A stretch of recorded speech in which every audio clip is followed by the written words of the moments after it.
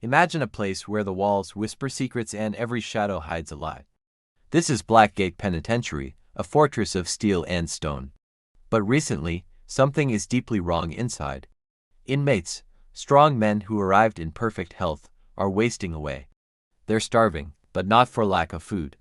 The official story, a mysterious, untreatable illness, but Detective Miles Corbin, a man who trusts his gut more than official reports, isn't buying it.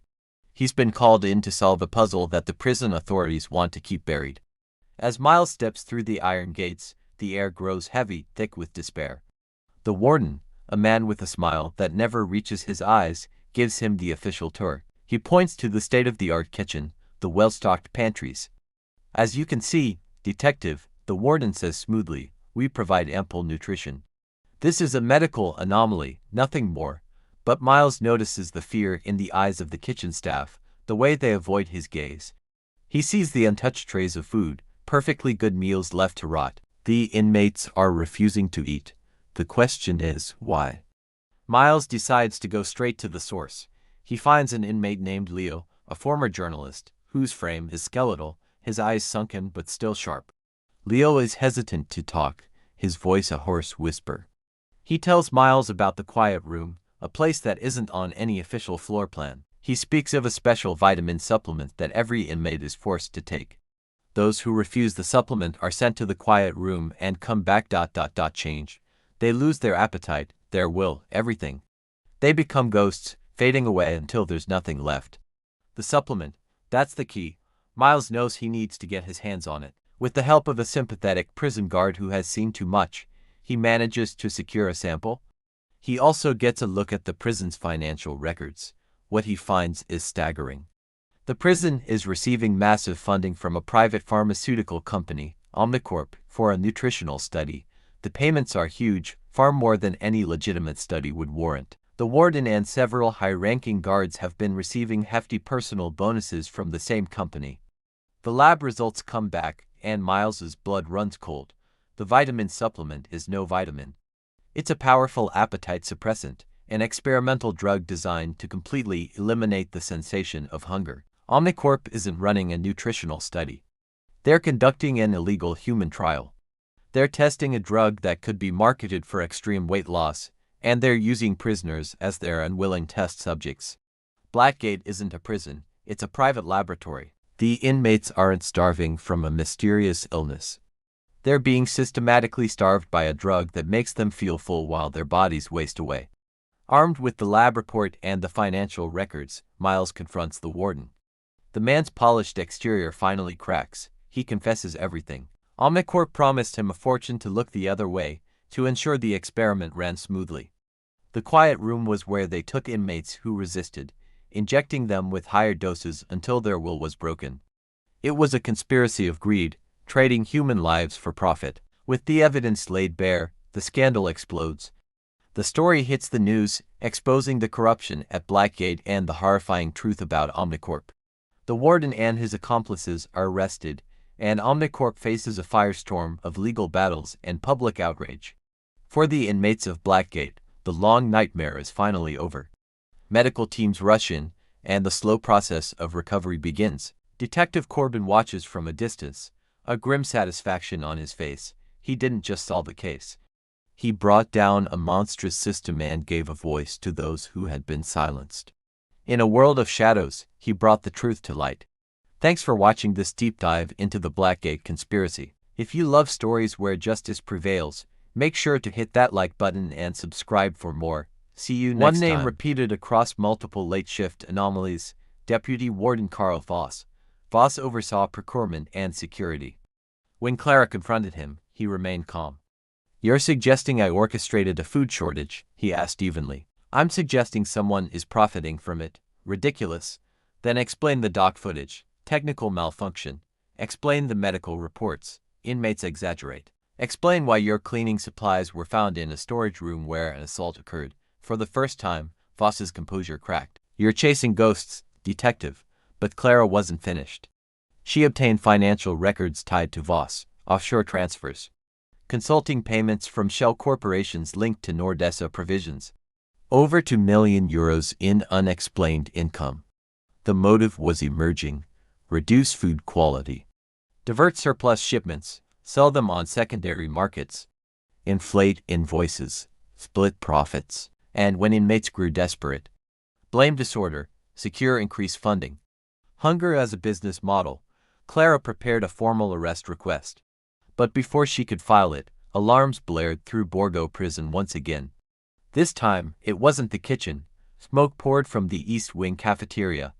Inmates had overturned tables, ignited trash bins. Guards deployed riot gear. Chaos echoed through the halls. Clara watched from behind reinforced glass as Mateo was dragged across the floor, shouting, "They did this. They wanted this." The riot was suppressed within an hour. Dozens injured, lockdown initiated, and in the aftermath, Warden Richter addressed the press. "Today's violence proves the necessity of stricter oversight," he said. "We are implementing emergency measures effective immediately." Clara felt a chill. Emergency measures meant budget increases, new contracts, expanded authority. Exactly as Mateo predicted, but the final blow came that night. A confidential informant from within administrative staff contacted Clara anonymously. "There's something you haven't seen," the message read. "Basement freezer, Section C." Against protocol, she returned to Borgo under darkness, escorted by a single trusted officer. They descended into the lowest storage level, a section marked decommissioned. The heavy freezer door creaked open. Inside were not empty shelves. They were stacked high with sealed crates, fresh meat, dairy cartons, fruit shipments. Enough food to feed the entire prison at full rations for months. Perfectly preserved, never distributed. Clara stared at the inventory tags, every crate logged as spoiled in official records. The shortages were never about supply, they were deliberate deprivation. As she stepped back from the freezer, footsteps echoed behind her. Deputy Warden Karl Voss stood at the corridor entrance, flanked by 2 armed guards. "You shouldn't be down here, detective," he said calmly. The freezer door slammed shut behind her, and the lights went out. The rain hammered against the barred windows of Blackwood Penitentiary, a fitting soundtrack for the grim scene inside. "I'm Detective Miles Corbin, and this place, a fortress of despair, just became my crime scene." The victim wasn't just any inmate. He was Marco the Ghost Diaz, a man who supposedly had no enemies left on the outside because they were all in here with him. And yet, someone had managed to slip a lethal dose of cyanide into his morning coffee.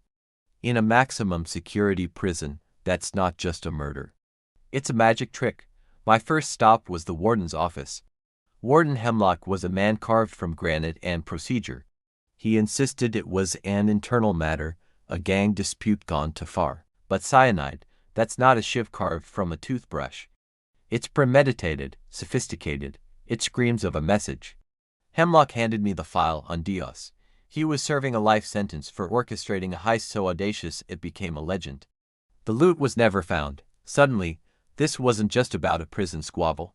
It was about a hidden fortune. Down in the mess hall, the air was thick with the smell of bleach and suspicion. I spoke with the cook, a jittery man named Sal who swore the coffee was made in a sealed urn. He claimed only 3 people had access: himself, a guard named Peterson, and the inmate on kitchen duty, a lifer named Silent Leo. Leo hadn't spoken a word in 10 years, not since a rival gang had targeted his family on the outside. He just pointed at the guard Peterson, his eyes wide with a fear that was louder than any words. Guard Peterson was a different story, cocky, dismissive. He laughed it off. Said the inmates were animals and would turn on each other for a pack of cigarettes, but his bank records, which I pulled on a hunch, told a different tale. A series of large, anonymous deposits had started trickling into his account a month ago. When I confronted him, his composure cracked. He admitted to smuggling things in for a price, but swore he never brought in poison. He was just a pawn, a delivery boy for someone with a much bigger plan. He gave me a name, a disgraced lawyer on the outside, a woman who used to represent Diaz's biggest rival. The lawyer, Evelyn Reed, had an office that was more like a bunker. She was sharp, cold, and utterly unflappable. She claimed to have no contact with anyone inside Blackwood, but a little digging revealed her deep in debt, and she had recently visited a chemistry professor at the local university, asking some very specific, very hypothetical questions about fast-acting toxins. She wasn't working for a rival gang. She was working for herself.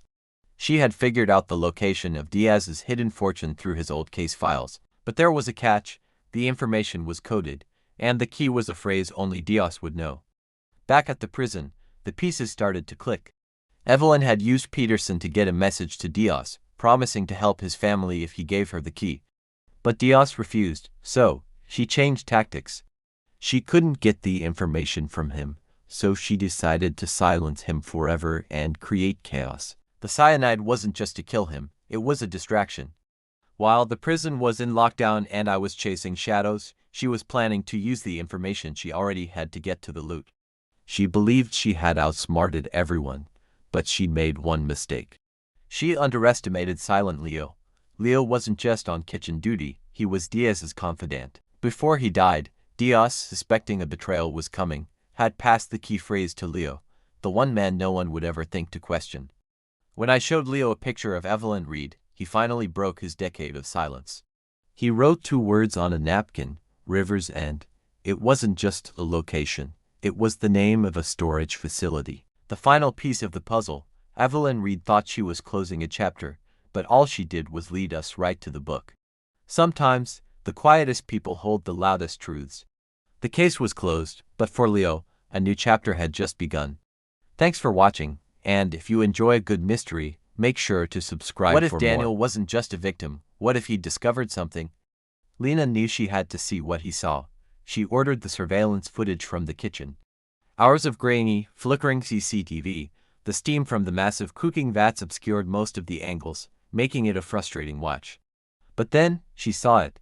At 1847, Daniel stepped away from the busy serving line. He moved toward the back prep table, a space usually reserved for chopping and staging. He leaned down and picked something up.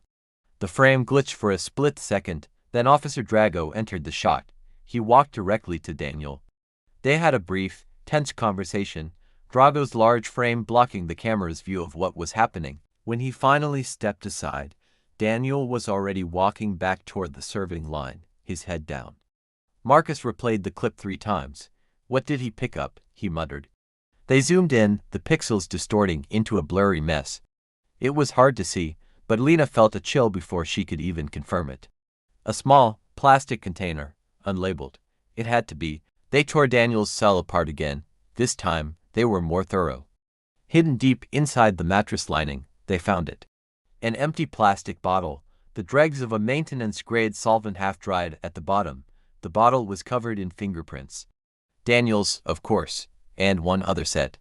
Partial, but maybe, just maybe, enough for a comparison. When the lab ran the partial print, the result froze the entire room. The second set of prints belonged to Tomas Radu, the quiet inmate who had been watching them from the yard. They brought Tomas into interrogation under heavy guard. He didn't resist, he didn't even look surprised. "You found it," he said, his voice barely a whisper. "Found what?" Lena asked, her tone sharp. Tomas just looked at her. Marcus slammed a photo of the bottle onto the table between them. "Why were your prints on this?" Tomas finally met Lena's eyes. "Because Daniel showed it to me." The room went completely still. "He found it behind the prep table," Tomas continued. "Said it didn't belong there. Said someone was hiding it." "Then why didn't you report it?" Marcus demanded. Tomas gave a bitter, humorless smile. "Report it? To who? The guards?" He leaned forward just slightly. "You think we trust them with anything?" Lena steadied his face, looking for a lie. "Did Daniel poison the stew?" she asked. "No," Tomas said, without a hint of hesitation. "Then who did?" For the first time, a flicker of genuine fear crossed Tomas's face. "You're looking in the wrong direction," he whispered. Marcus stiffened. "Meaning what?" Tomas spoke with urgency now. "There's a shipment that comes every Thursday. Meat delivery, same supplier for years. So?" Marcus pressed. "This week," Tomas said. The truck was different. Lena felt her pulse quicken. "Different how?" "New driver. No uniform. They didn't even check his paperwork." Marcus was skeptical. "That's not unusual." "It is here," Tomas insisted, swallowing hard. "Daniel saw something in the delivery bay right before dinner. He told me the crates. They were already opened." The air in the room seemed to thin. "Opened how?" Lena asked. "Seals cut," Tomas replied. Marcus and Lena exchanged a look. The implications were staggering. If the solvent had been introduced into the food supply before it was even cooked, it wouldn't require a guard's keycard. It would require access to the supply chain. This changed everything. Lena stood up abruptly. Get me the delivery logs for this week. The records showed a subcontracted transport company had handled Thursday's shipment.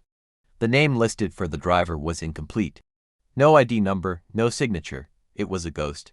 Security footage from the loading dock showed the truck, a plain white panel van, entering at 1512. The license plate was conveniently obscured by a thick layer of dirt. The driver wore a cap pulled low over his face. He unloaded the crates completely alone. No escort, no inspection. 20 minutes later, he was gone. Marcus leaned back in his chair slowly. This wasn't internal. Lena shook her head, her eyes hardening with resolve. No, this was planned. Just as they were preparing to trace the vehicle registration, an emergency call crackled over the prison radio. Officer down in Block D. Repeat, officer down. Lena and Marcus ran. They reached the corridor to find a scene of pure chaos. Guards were restraining inmates, shouting echoed off the concrete walls. And on the floor lay Officer Milan Drago. He was unconscious, a bent metal food tray beside him, a pool of blood forming beneath his head. Pinned against the wall by two guards, breathing heavily, was Tomas. It wasn't me. He shouted over the noise. Chaos was everywhere. Lena knelt beside Drago, checking his pulse. It was weak, but it was there. As paramedics rushed him away, Marcus turned on Tomas. You were in interrogation an hour ago. What happened? Tomas shook his head, desperate. He came to my cell. Drago, yes. What did he want? Tomas swallowed, his voice shaking. He said I should have kept my mouth shut. The hallway fell silent, the pieces of the puzzle shifting violently once again. If the poisoning came from outside the prison, why was Drago trying to silence an inmate who knew about it? As Drago was wheeled past her on a gurney, barely conscious, Lena noticed something clutched tightly in his hand. A small, folded slip of paper. She carefully pried it from his grasp. On it was a single word. Thursday, and beneath it, a time. 3 p.m. the exact time the next shipment was scheduled to arrive. Lena's eyes lifted slowly, a cold dread washing over her. The poisoning wasn't over, it was just the beginning. And whatever was coming through those prison gates on Thursday was meant to finish what had started. The last real Thursday arrived wrapped in silence. By dawn, Borgo Prison felt different, like a lung holding its breath. Guards moved in pairs, towers were fully staffed. Every gate echoed louder than usual. The yard stayed empty. Breakfast trays returned untouched. Again, no one trusted the food. Detective Lena Moretti stood in the command room, eyes fixed on the monitors. The whiteboard behind her was a lattice of arrows and times, names crossed and rewritten. Marcus leaned against the wall, jaw set, coffee untouched in his hand. 3 o'clock p.m., the time written on the slip of paper. The time Officer Drago had been waiting for. He didn't act alone, Marcus said quietly. If he did, this wouldn't be this careful. Lena nodded. He didn't need to poison the stew himself. He needed to make sure no one stopped it. They'd traced the Thursday delivery company to a shell address outside the city. The phone number rang to nothing. The van's partial plate had been stolen months earlier. The driver on the footage, no record anywhere. Someone had studied Borgo.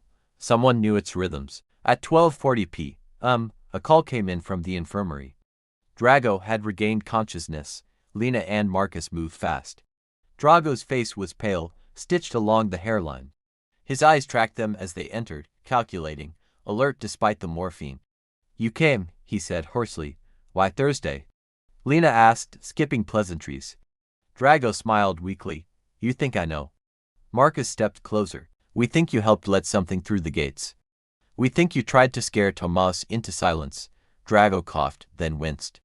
I didn't poison anyone, he said. I stopped something worse. Lena's gaze sharpened. Explain. There's a group, Drago whispered. Outside. Former inmates. Family members. They don't want justice. They want attention. Attention how? Marcus asked. Drago swallowed. By collapsing the system. By making the prison kill itself. The room felt colder. They tested it, Drago continued.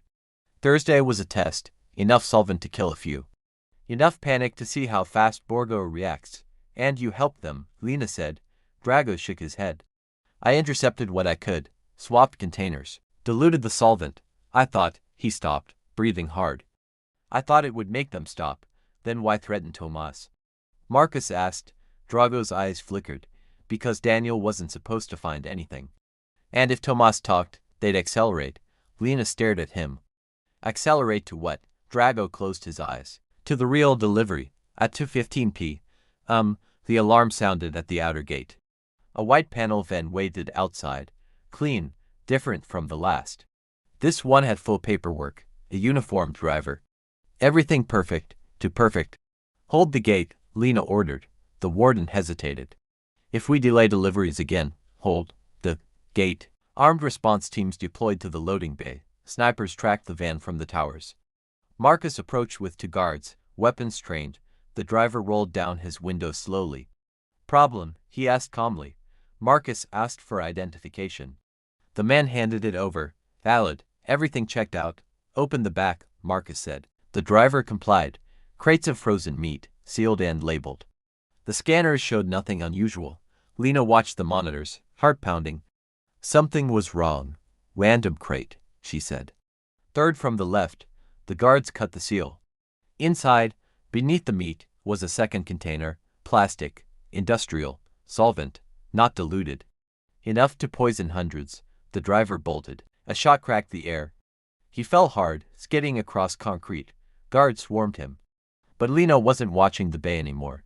She was watching the other screens. Inside the prison, alarms flared red. Cell doors in Block D began unlocking. One by one, unauthorized. Marcus's voice snapped over the radio. We've got a breach, internal override. The group hadn't planned one delivery. They'd planned chaos. Inmates poured into corridors, confused, terrified, some desperate. Guards tried to hold lines. Smoke bloomed from a stairwell. Someone screamed.